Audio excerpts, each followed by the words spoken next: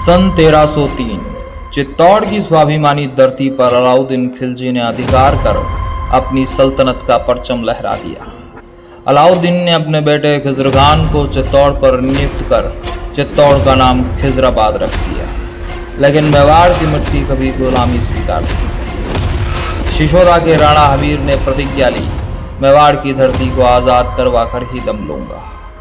कुछ समय बाद ही अलाउद्दीन ने अपने पुत्र को हटा दिया और चित्तौड़ पर जालोर के मूछाला मालदेव को नियुक्त कर दिया।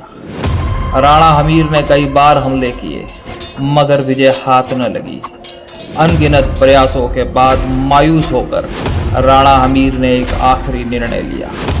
अब इस जीवन का कोई महत्व नहीं और निकल पड़े द्वारिका की ओर। अब वही जीवन का अंत होगा। राणा हमीर को मालूम न था उनके कदम अंत नहीं, उदय की तरफ बढ़ रहे थे। राणा हमीर ने मार्ग में खोड़ गांव में पड़ाव डाला।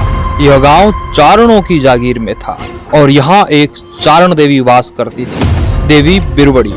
राणा हमीर ने बिना विलंब किए देवी बिरवड़ी के दर्शन किए। देवी ने अलौकिक रूप से एक छोटे से पात्र से राणा हमीर सहित सैकड़ों ग्रामीण लोगों को भोजन कराया। देवी बिरवड़ी का यह अन्नपूर्णा रूपी चमत्कार देख राणा हमीर में पुनः एक आशा जगी। प्रात सुजस जिणरो पढ़ाए मांगण साचे मन, अन्नपूर्णा ईश्वरी धने धिन बिरवड़ी धिन।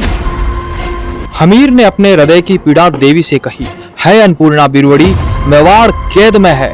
देवी बिरवड़ी ने कहा, हमीर मायूस मत हो, मैं तुम्हें मेवाड़ विजय का वरदान देती हूँ। अब तुम वापस केलवाड़ा चले जाओ, वहां जाते ही तुम्हें एक विवाह प्रस्ताव आएगा, उसे स्वीकार कर लेना। मेरा पुत्र बारूचारण 500 घोड़ों के सैन्य बल के साथ तुम्हारी मदद को वहां पहुंच जाएगा। देवी बिरवड़ी का आशीर्वाद पाकर राणा हमीर केलवाड़ा लौटे। यहाँ आते ही अप्रत्याशित रूप से मालदेव मूछाला की पुत्री के विवाह का प्रस्ताव हमीर के लिए आया, जिसे देवी की आज्ञा अनुसार हमीर ने स्वीकार कर लिया। अब राणा हमीर के मन में देवी के वचनों का स्मरण आ रहा था। अब प्रतीक्षा थी देवी के पुत्र बारूचारण के आने की। कालांतर में एकाएक घोड़ों की टापों से जमीन गूंज उठी।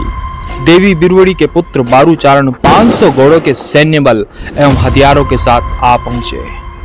इस समय तक अलाउद्दीन मर चुका था, दिल्ली पर मोहम्मद बिन तुगलक का राज था और चित्तौड़ पर नियुक्त था मालदेव मूछाला का पुत्र। देवी बिरवड़ी के आशीर्वाद से मेवाड़ के भाग्य ने करवट ली। राणा हमीर ने 1326 में चित्तौड़ पर विजय प्राप्त कर अपना प्रण पूरा किया। विजय उपरांत राणा हमीर ने देवी बिरवड़ी को चित्तौड़ दुर्ग में आमंत्रित किया एवं इष्ट देवी के रूप में देवी बिरवड़ी का अन्नपूर्णा नाम से मंदिर एवं जलकुंड बनवाया। राणा हमीर ने देवी बिरवड़ी के पुत्र चारण बारू देथा को ताजीम प्रदान कर आतरी सहित 12 गांवों की जागीर का स्वामित्व सौंपा एवं राज दरबार में बैठक के साथ स्वयं का प्रमुख सहयोगी बनाया। घोड़ों और शस्त्रों के सौदागर बारूचारण से मेवाड़ में सौदा बारहट शाखा के चारण सरदारों का उदय हुआ।